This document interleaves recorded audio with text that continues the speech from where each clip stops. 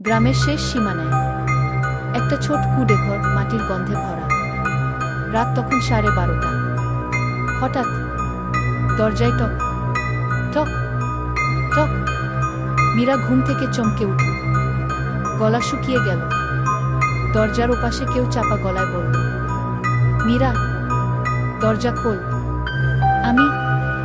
আমি রফিক। মীরার বুক ধরফর। রফিক তো 3 মাস আগে নদীতে ডুবে মারা গেছে। বাড়ির লোকেরা এখনো বিশ্বাস করে তার লাশ ভেসে ওঠেনি মানেই সে আর নেই। মীরা কাপা গলায় বলল, কে কে তুমি? ওপাশের গলা আরো অসহায়, আরো চাপা। মীরা, আমি বেঁচে আছি, আমাকে বাঁচাও। মীরার হাত জমে গেল। দরজা খোলা ঠিক নয় জানি, কিন্তু গলার সেই অসহায় সুর ঠিক রফিকের মতো।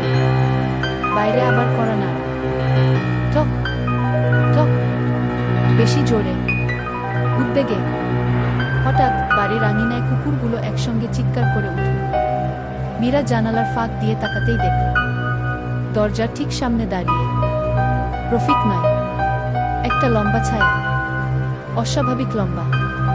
মুখ নেই, চোখ নেই, কিন্তু গলা হুবহু রফিকের মতো। মীরার মুখ দিয়ে শব্দ বের হলো না, কেবল শুনুন সেই ছায়া বলছে, মীরা, তুমি আমাকে চিনতে পারোনি, তাই না? দরজার কড়া নাড়া বন্ধ হয়ে গেল, কিন্তু ছায়াটা দাঁড়িয়ে রইল। এই রাত এখানেই শেষ হলো না।